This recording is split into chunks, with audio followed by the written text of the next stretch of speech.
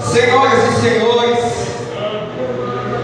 queridos irmãos, queridos visitantes, quando eu era pequeno, mais novo, antes de dormir, eu ficava pensando como seria a minha vida quando eu crescesse, como seria a minha casa, como seria a minha esposa, os meus filhos, como seria o nome deles.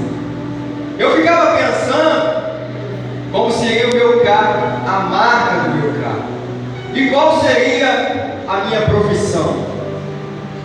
Eu ficava pensando como seria a minha vida. Talvez neste lugar existem pessoas que faziam ou fazem aquilo que eu fazia antes de dormir, ou se pega pensando como será a sua vida daqui a 5 anos, daqui a 10 anos. Talvez você fique pensando como será a sua casa, como será a sua esposa ou seu marido, como serão os teus filhos, qual será a sua profissão ou a sua empresa. Ninguém aqui, eu tenho certeza absoluta, que fica pensando em doença, derrota, prova. Ninguém faz isso. E o engraçado que tudo aquilo que nós pensamos só era real e existia no seu pensamento. Só que nós crescemos, o tempo passou, e muitas das coisas que nós pensávamos não aconteceu, não se realizou. Talvez a vida que você tem, talvez a vida que você leva, não é a vida que você queria, não é a vida que você pensava, não é a vida que você sonhava. Talvez você fique se perguntando: por que eu tenho uma vida assim?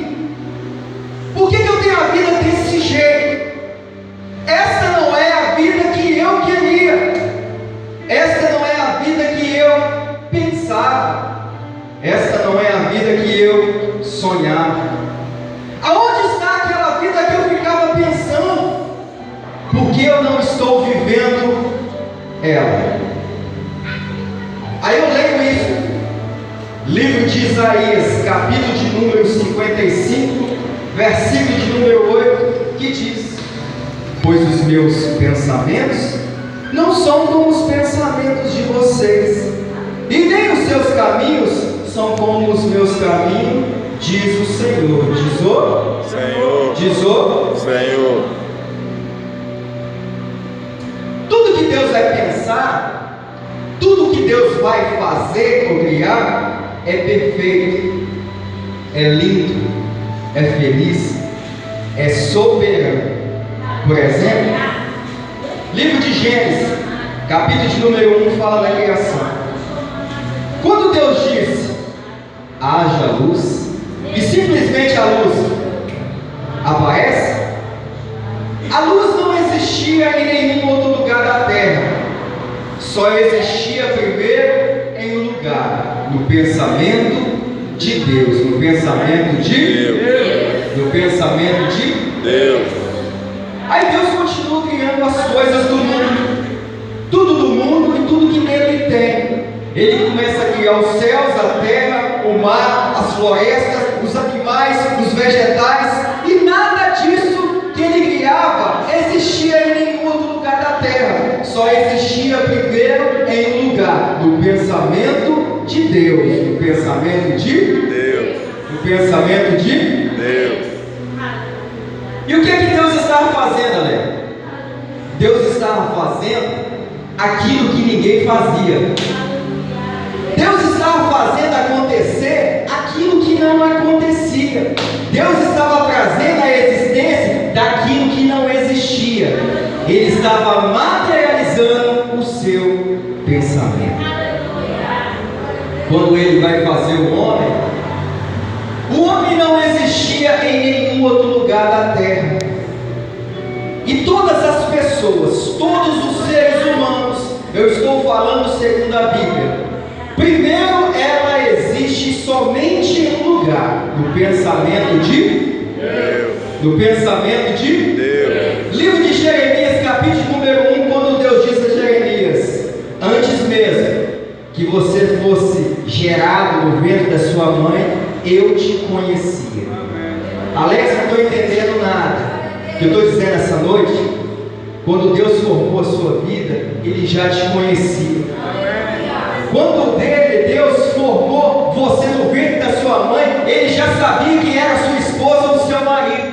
Ele já sabia quem era a sua família. Ele já sabia como era a sua casa, como era o seu carro, a sua empresa. Ele já sabia como a vida que você ia ter. Talvez a vida que você tem, talvez a vida que você está levando, não seja a vida que está no pensamento de Deus. Talvez os caminhos que você está passando não sejam os caminhos que Deus pensou para você. Mas eu tenho uma notícia essa noite: a vida que você tanto quer, a vida que você tanto sonha, a vida que você tanto deseja, ela já existe. Mas existe aqui, ó, no pensamento de Deus, no pensamento de Deus.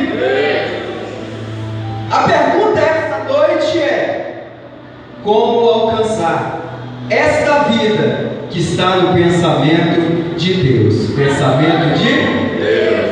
Pensamento de Deus. E uma das coisas que Deus colocou no meu coração para poder falar é: você tem que andar com a pessoa certa. Com a pessoa certa. Eu disse com a pessoa certa.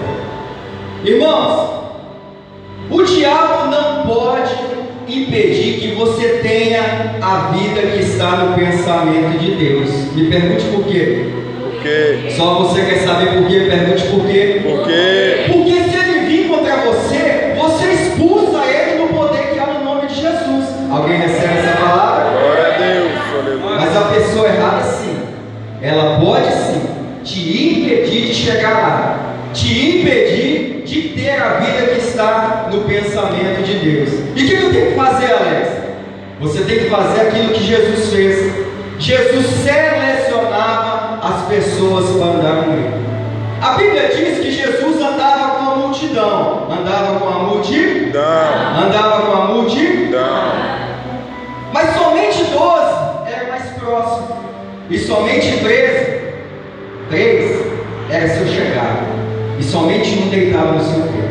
É assim que Jesus fazia: selecionava as pessoas para poder andar com Ele. Você não pode contar a sua vida para a pessoa errada. Você não pode contar o seu segredo para a pessoa errada.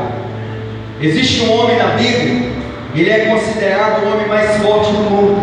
O nome dele era Sansão. E a Bíblia diz que Sansão tinha um segredo. Ele tinha um segredo. Ele tinha um segredo. O segredo dele todo mundo queria saber. Era o segredo da sua força. E o segredo da sua força estava nos seus cabelos, nas suas tranças. Mas teve um dia que ele andou com a pessoa errada. Teve um dia que ele contou a sua vida, o seu segredo para a pessoa errada. O nome dessa pessoa era Dalila. E quando Dalila sabe que o segredo da sua força estava nos seus cabelos, Dalila espera adormecer, então corta os cabelos de Sansão. Dalila entrega ele para aqueles soldados. Eu estou dizendo essa noite: se você andar com a pessoa errada, ou contar a sua vida, o seu segredo para a pessoa errada, elas te traem, elas te entregam. Se você contar os seus projetos, os seus sonhos para a pessoa errada, elas riem de você, elas zombam de você. Você não pode andar com a pessoa errada. Você tem que andar com a pessoa certa. Você tem que tirar as pessoas erradas da sua vida e do seu caminho. Porque quando você tira as pessoas erradas da sua vida e do seu caminho, as coisas começam a acontecer. Amém. Quando você começa a andar com a pessoa certa, essa pessoa certa te ajuda. Quando você conta a sua vida para a pessoa certa, essas pessoas oram por você. Quando você anda com a pessoa certa e conta o seu segredo para a pessoa certa, elas guardam o segredo. Quando você conta os seus sonhos, o seu projeto para a pessoa certa, elas te ajudam, elas te põem para cima, elas fazem de tudo os teus projetos. Eu estou dizendo essa noite, se tem uma mão levantada para eu poder profetizar, eu vou profetizar. A partir de hoje, eu profetizo que Deus vai tirar as pessoas erradas da sua vida e vai colocar pessoas certas, mais pessoas certas para poder te abençoar, para poder orar com você, para poder jejuar com você, para poder sonhar junto com você, para poder realizar o teu sonho e o teu projeto. Se você aceita essa palavra, joga a sua mão para cima e glorifica o nome de Deus.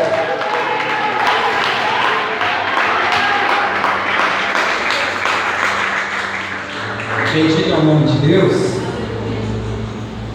A outra coisa que você tem que fazer para poder alcançar essa vida que está no pensamento de Deus, você não pode olhar para trás. Olhar para trás. Eu disse olhar para trás. Eu faço isso para vocês acordar no culto da irmãs.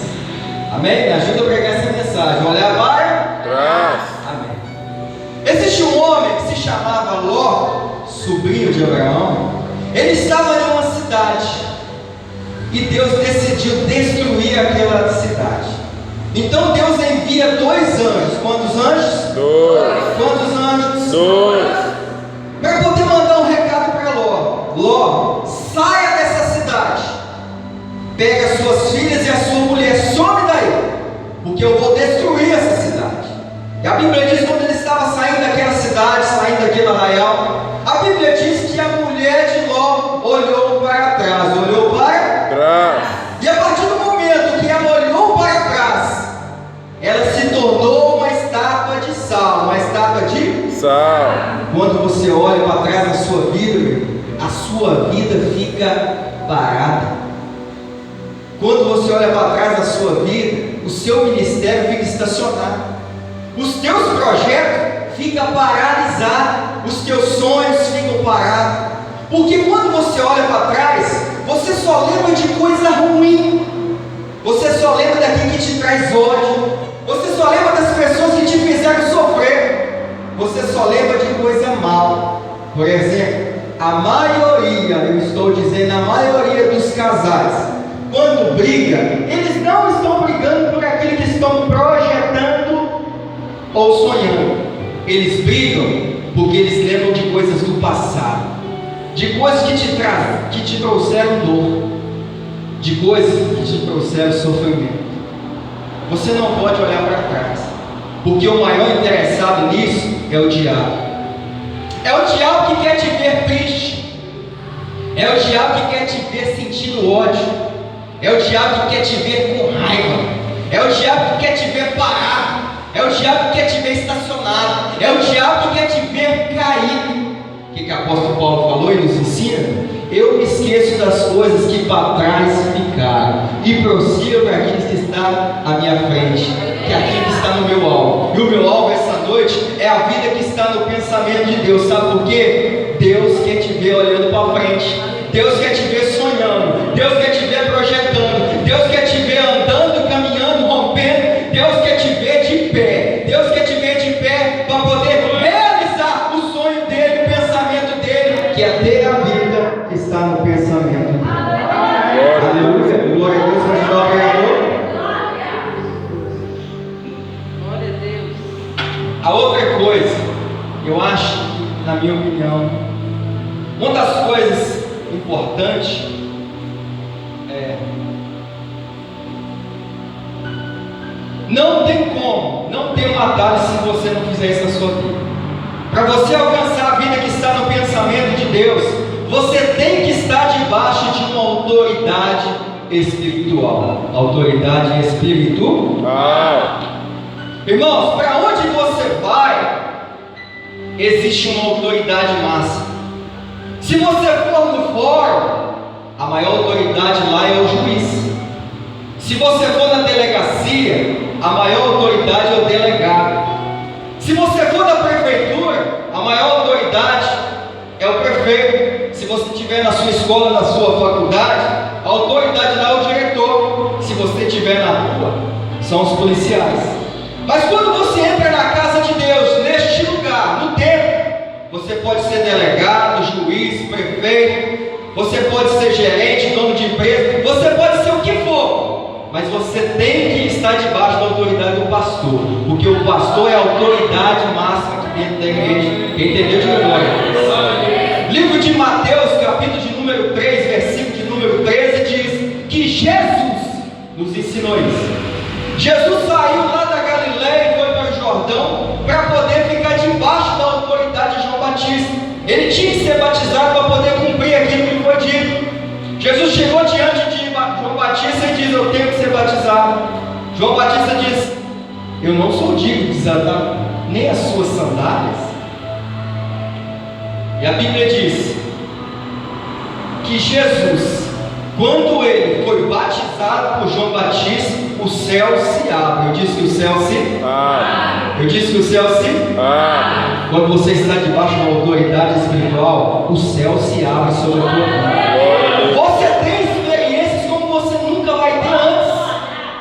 Vou seguir o texto dizendo: após ele foi batizado por João Batista, submergiu naquela água, a Bíblia diz que o Espírito Santo desceu sobre ele como uma pomba, e uma voz lá dos céus diz: este é o meu filho amado, a quem eu me agrado. Não entendi, Alex. A partir do momento que você está debaixo de uma autoridade espiritual, você é batizado no Espírito Santo, você é cheio do Espírito Santo, e Deus lá de cima sopra o seu nome dizendo: este é o meu filho amado, a quem eu me agrado. Se você acredita nisso e recebe essa palavra, joga a sua mão para cima e glorifica esse Deus que agrada com aquilo que você faz. Bendito é Deus.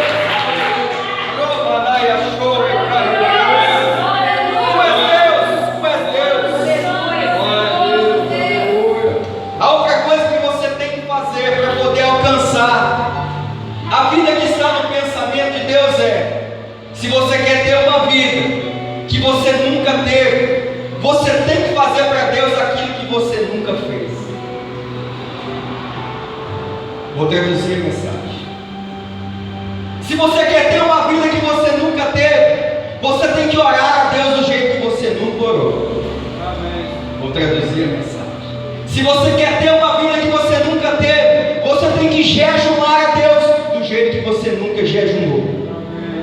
Se você quer ter uma vida que você nunca teve, você tem que trabalhar para Deus do jeito que você nunca trabalhou. Se você quer ter uma vida que você nunca teve, você tem que ofertar a Deus do jeito que você nunca ofertou antes. Se você quer ter uma vida que você nunca teve, você tem que fazer um voto do jeito que você nunca fez antes. Você tem que fazer um voto. Você tem que fazer um voto faz toda a diferença. Irmãos, existe uma mulher que se chamava Ana. A Bíblia diz que Ana era estéril. Ela não podia ter filho. Ela não podia engravidar. Mas esse problema, essa dificuldade, não impedia que ela ficasse pensando. O sonho dela era ser mãe. O sonho dela era dar de mamar um filho. O sonho dela era pegar um menino e dar um nome para ele. O sonho dela era pegar aquele menino e dizer: este é o meu filho. A Bíblia diz que Ana era crente igual a eu e você. Ana ia na igreja, no templo direto. Só que quando Ana chegava no templo, a Bíblia diz que Ana chorava. O que Ana fazia? Chorar. O que Ana fazia? Chorar. Aí ela voltava para casa. Passava alguns dias, algumas semanas, alguns meses. Ana não engravidava. Então Ana voltava para o templo, voltava para a igreja.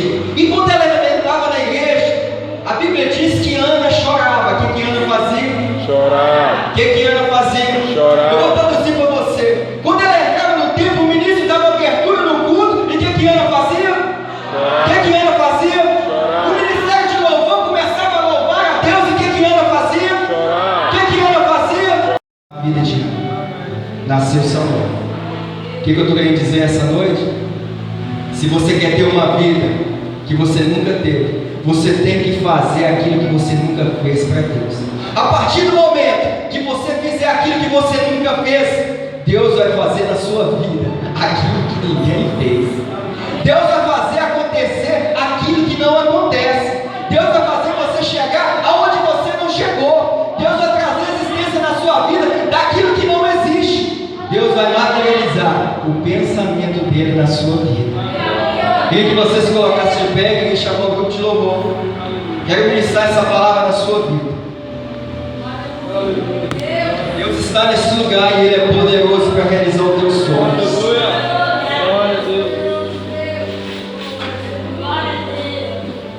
Esta noite é uma noite de vitória na sua vida. Deus está dizendo essa noite: não olhe para trás. Fica debaixo de uma autoridade espiritual. Ante uma pessoa séria. Faça para mim aquilo que você nunca fez. Me busque do jeito que você nunca buscou antes.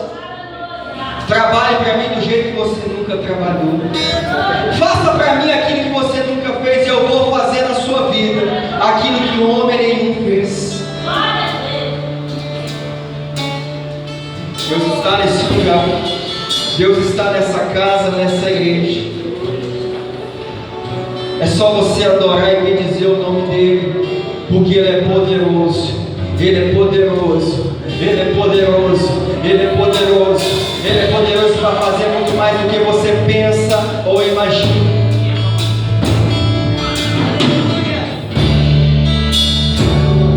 Aleluia, Deus.